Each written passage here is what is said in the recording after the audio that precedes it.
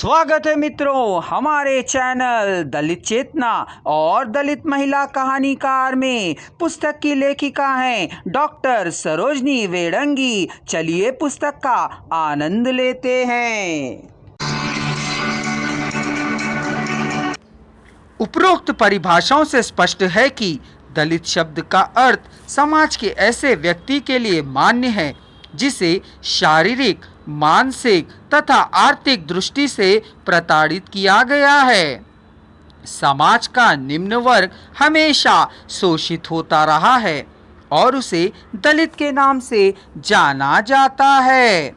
समाज में इनको अमानवीय जीवन यापन करने के लिए विवश होना पड़ा। दलित साहित्य आनंद के लिए नहीं बल्कि परिवर्तन के लिए लिखा गया साहित्य है। यह साहित्य परिवर्तन और संघर्ष करने के लिए प्रतिबद्ध है। सामाजिक, आर्थिक, धार्मिक और मानसिक शोषण के विरुद्ध संघर्ष करने के लिए प्रेरित करने वाला साहित्य ही दलित साहित्य है। आज का दलित साहित्यकार भाग्य, अभाग्य, स्वर्ग, नर्क, मूर्ति पूजा, बाहरी ढोंग आदि को नहीं मानता। पुराणों या अन्य शास्त्रीय ग्रंथों में लिखी गई अवैज्ञानिक बातों का विरोध करता है।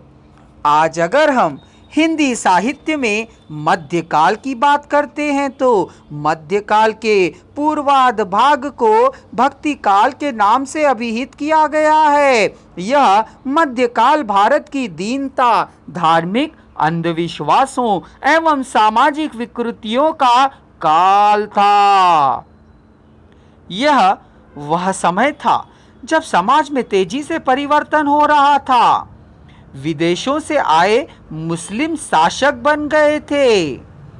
ब्राह्मणवाद की जड़ें जो बुद्ध के समय में हिल गई थी अब उखड़ने लगी थी। भक्ति काल में अनेक कवि जो अधिकतर संत थे उन्होंने वैष्णवों की मान्यताओं को दरकिनार कर शैव बुद्ध के विचारों को स्वीकार किया।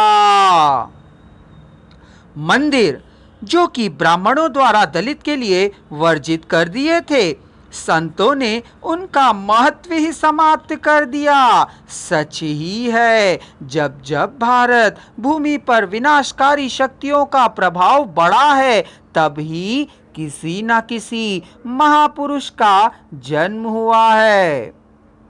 ऐसे ही समय में दीनहीन भारत की दुखी जनता को सामाजिक स्वास्थ्य के लिए, समता की संजीवनी पिलाने के लिए भारत भूमि पर दलित संत शिरोमणि रविदास का आविर्भाव हुआ था।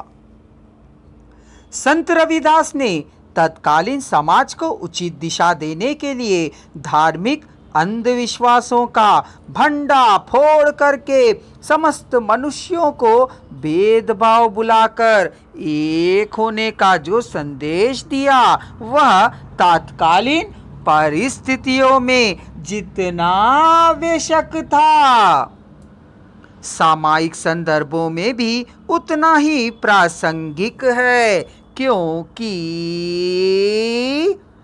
भौतिक दृष्टि से इतनी वैज्ञानिक उन्नति कर लेने के बावजूद धार्मिक अंधविश्वास पूर्वता नष्ट नहीं हो पाए थे। अतः इस समय की समस्त प्रचलित रूढ़ियों पर संत रविदास ने दृष्टिपात किया है। वर्ण व्यवस्था को हिंदू धर्म का कोड माना जाता है और इसी वर्ण व्यवस्था का अभिशाप चौथे वर्ण अर्थात शूद्र को ही सहना पड़ा। अगर आप संपूर्ण वॉइस को एक ही साथ सुनना चाहते हैं तो डिस्क्रिप्शन बॉक्स में दिए जा रहे लिंक को क्लिक कर लीजिए।